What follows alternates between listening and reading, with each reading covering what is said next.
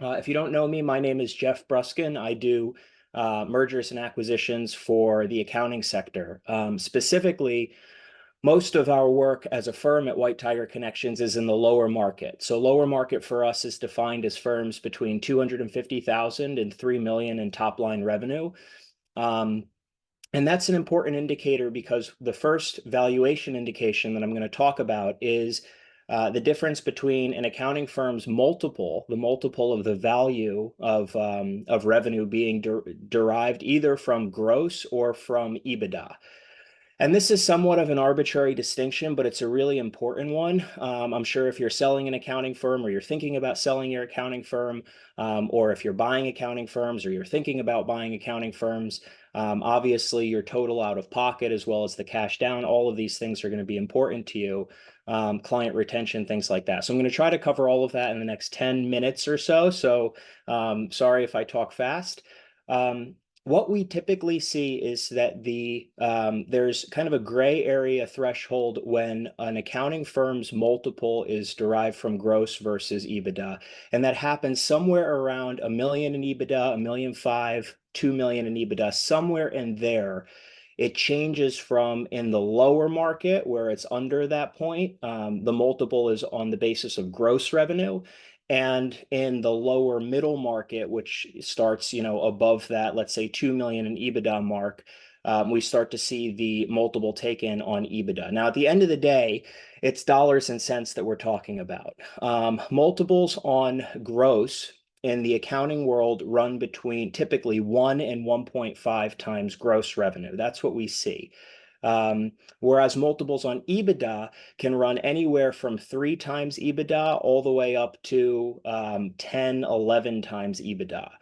And there's a tremendous number of variables that factor into that when we get into the lower middle, the middle, and the upper markets, which I'm not going to get into today because most of the audience today is going to be smaller accounting firms. But I'm going to get into some of the distinctions. So, first I'm going to say the reason why that kind of gray area threshold exists is because at, let's say, a million plus in EBITDA, there is enough freestanding cash flow in the business that private equity, institutional buyers, in some cases, public companies, financial services companies, asset managers, consulting companies that have accounting services or tax advisory, trust and estate practices with them, you name it, there's enough free cash flow in the business that they can get a little bit creative in how they staff and how they structure your practice if you're a seller in the context of their practice. Another way of describing that difference would be to say at that point, it's really more of a strategic play, perhaps, rather than just an additive play. And I can talk more about that in another session. In the low market, there's not enough free cash flow. Typically, it's just an additive play, which is why the derivative is taken on the basis of gross revenue, not EBITDA. So let's talk about some of the indicators that make up how the difference between that 1 times gross multiple and the 1.5 times gross multiple happens. So I'm going to talk about 3 major distinctions. The first one is how digitized is the seller's practice? What does digitization mean? Well, it means a lot of different things. It means, is your firm set up for remote infrastructure? Meaning, can your staff work remotely? Are they already working remotely? Are they hybrid? But do you have the ability to onboard remote staff? That's a major indicator in this very talent-strapped market that we're in today. Another aspect of digitization is what kind of behavior have your clients been trained into? Are your clients coming into the office? Are they expecting to spend a lot of time with your staff or passing through? Or are they kind of trained into the more streamlined behavior of you being able to work with them remotely? And that typically is much more attractive to buyers. For you sellers out there who run brick and mortar practices, there are solutions for you guys out there as well. It's just when you're determining the difference between that 1 and 1.5 times gross multiple, the on-premise practice, the paper-heavy practice, the practices that have clients trained into coming into the office, generally you're going to be closer to that 1 times multiple than that 1.5 in the open and fair market because it takes a very particular kind of buyer to be attracted to your practice. And if you're a buyer and you're listening to this, I'm sure that resonates with you. Very few buyers are interested in the on-prem model. We have some buyers that are retail tax practices, that sort of practice, which is very accustomed to competing with H&R Block and the higher volume tax practices. That's an exception to the rule. There are some legacy bookkeeping and CFO guys out there, maybe some of you listening, who are still going into your clients' offices. There can be exceptions to the rule there because you can build more trust and more credibility face to face. However, the reality is that the world we're living in today is becoming increasingly remote. And I hate this term, but it's true. Post-COVID, everything is moving even more in that direction. So when we think about objective indicators of what determines higher value, digitized practices is a major one. So that's the first. The second I want to talk about is how high value are your clients? So the practices that have higher value, lower volume clients tend to go for closer to that 1.5 times gross multiple. Practices that have higher volume, lower value clients tend to go closer to that 1 times multiple. The fractional CFO practices that do a lot of engagements that are north of $1,000 a month, even some bookkeeping practices that have options for controller or that have tax advisory layered into the accounting services offerings. Those are practices where a single client, can have an annual value upwards of $10,000, sometimes upwards of 25, sometimes even higher. On an annual basis. Talk about lifetime value of that client. It's, can be millions of dollars. Those practices that have higher quality relationships and the cultivation of those relationships being required in order to protect and cultivate the asset, the relationship that underlies the value of your equity, tend to be more palatable for the buyers. Whereas the higher velocity models, I think, we can all understand it's going to take more legwork. And sometimes, there's some pulp in with the juice there, if you get my meaning, which I'm sure you all do.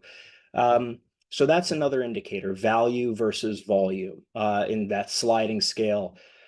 And the last indicator I'll talk about, let's see, is how much subscription revenue is in your practice. Practices that are more seasonally intensive, collections are coming in during tax season, during extension deadline season. Even if you're an audit practice and you have audit deadlines and typically your collections are due to come in right around the deadlines. The practices that are seasonally intensive with their collections tend to be closer to that 1 times multiple, whereas the practices that have stable, secure, recurring revenue throughout the year are going to be closer to that 1.5 times multiple in the low market.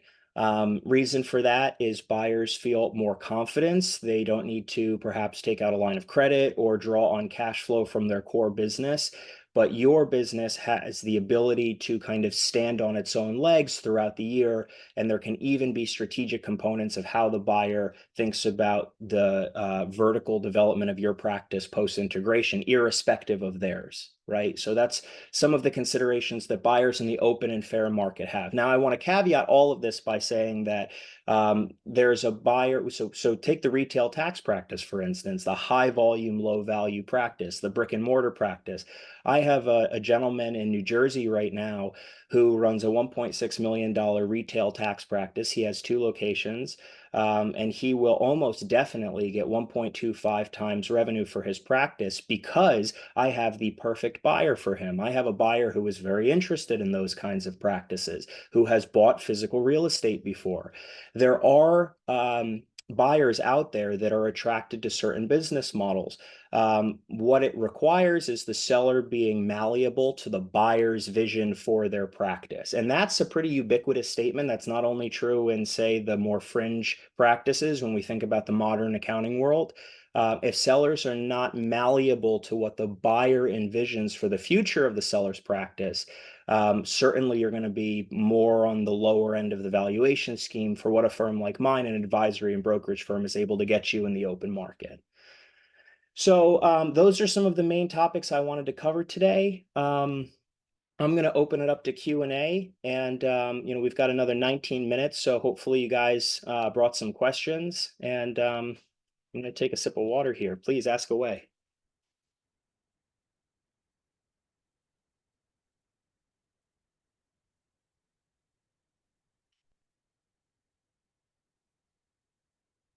So while I'm waiting for some of these questions to come through, I'm going to talk a little bit about the EBITDA multiple and some of what determines that. The first thing I'm going to say is that in the low market, right, where we're talking, let's say, under a million in EBITDA, I have one practice on the market right now. It's a Florida firm. They're about 500,000 in top line revenue, maybe 350 in EBITDA, not a lot of expenses, hyper specialization in construction. The practices that are highly niche, like that one, it is very likely that practice for the right buyer could go on the basis of an EBITDA multiple rather than a gross multiple. And it's because that kind of a practice, the highly niche practices, are more turnkey for the right buyer. So that even though it's very small relative to the other inventory that's out there in the market, practices like that can go for multiple on EBITDA. And we can do a little bit of math. Let's say that the $500,000 firm goes for 1.5 times revenue because it's very attractive. We're talking a $750,000 valuation, right?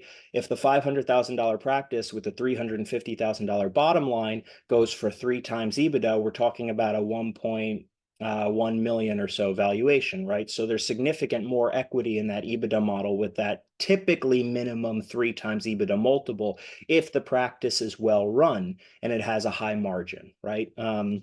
So niche is kind of, it's a very important point. It's great if you have multiple niches in your practice. These kinds of things, again, for the right buyer, can make your practice very appetizing. Firms like mine that have kind of a good optical view of what kind of buyer demand there is in the market, whether it's another public accounting firm, whether it's a private equity company, whether it's a financial services and asset management firm that's interested in doing tax and accounting roll-ups. An advisory firm like ours that has great optics into the market can advise you before you go to market about kind of what a good strategy would be and what you can expect from a valuation standpoint. Just be careful because there are charlatans out there, and we've encountered a lot of buyers and sellers that have been previously burned. I'm sure we all know a lot about that. And then as you go kind of a little bit higher in the ecosystem, so I have another example of a firm we're representing is a $3 million top line firm out in California, about $1.4 million bottom line.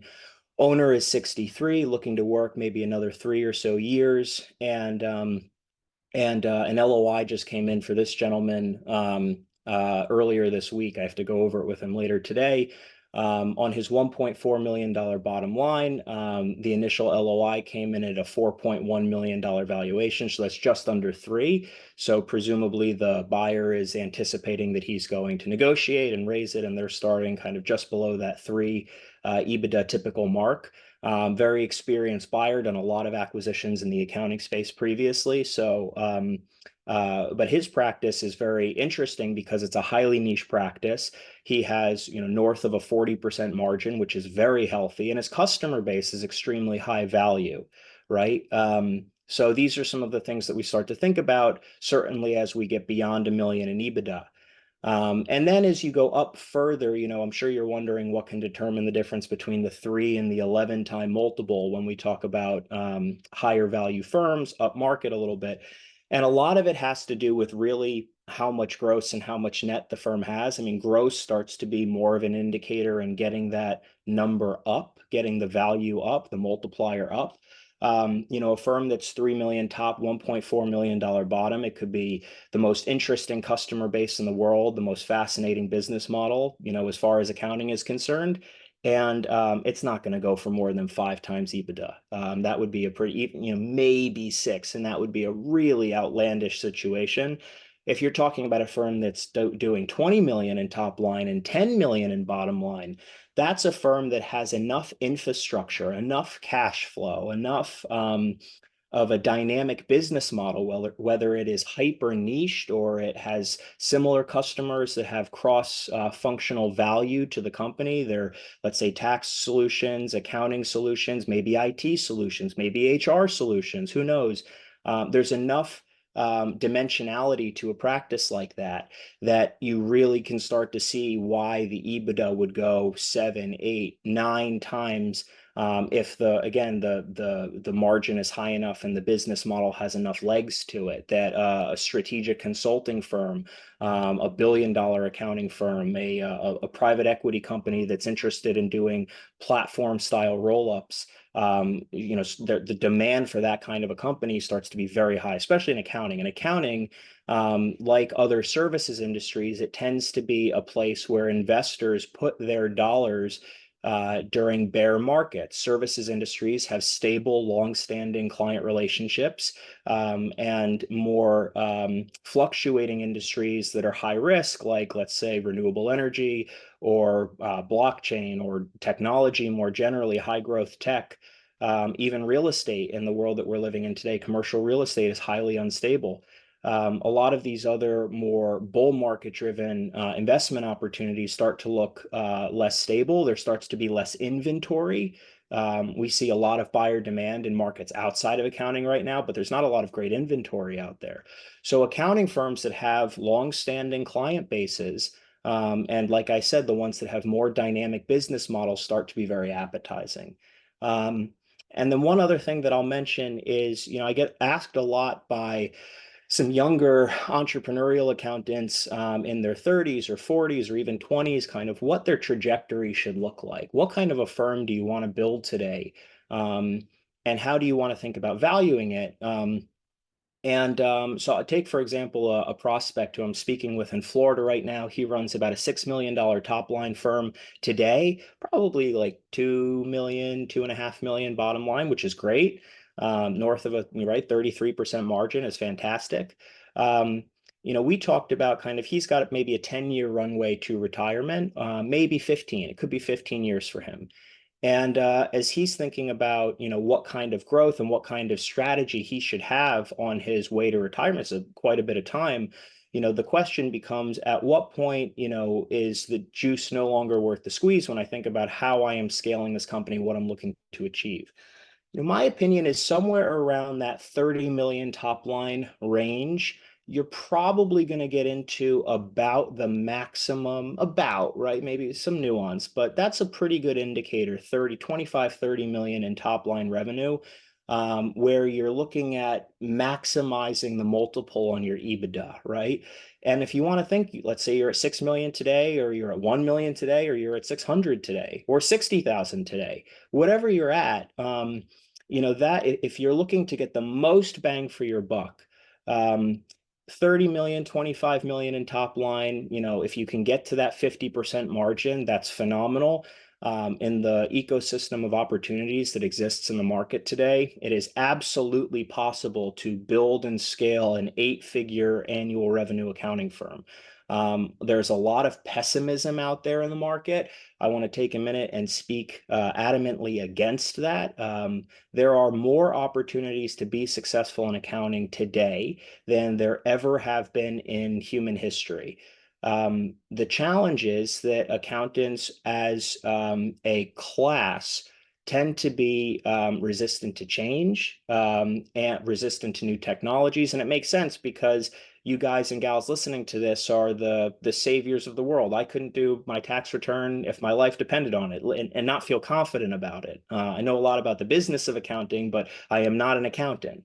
The lay person, forget about it. The high net worth individual who's focused on running his life and making money and doing what he knows how to do or she knows how to do best, forget about it.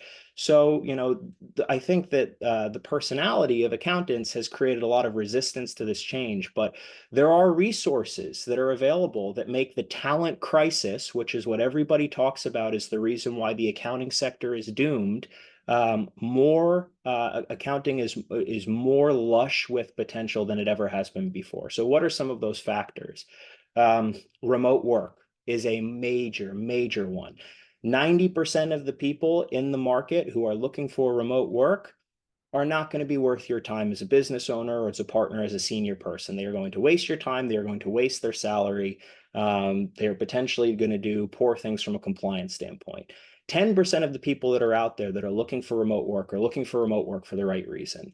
They are in a rural geography. Their parents are elderly. There is a newborn baby. They're moms. In my firm, we're a 100% remote firm. We're not an accounting firm. We're a services firm that's 100% remote. And we like to hire moms who have either are looking for their second career, let's say their first career after motherhood, or their husbands are stable, breadwinners, and they're looking for something that they can do to create fulfillment professionally for themselves. The bottom line is that a lot of people who are interested in remote work today, post-COVID, right, are interested in it for the right reason. They're self-motivated, they are driven, they are smart, they have character, and they don't like to commute. Or they have been burned in corporate environments before. Heavens knows, in accounting, we get a lot of toxic cultures. We all know that, and we're all guilty of that at times.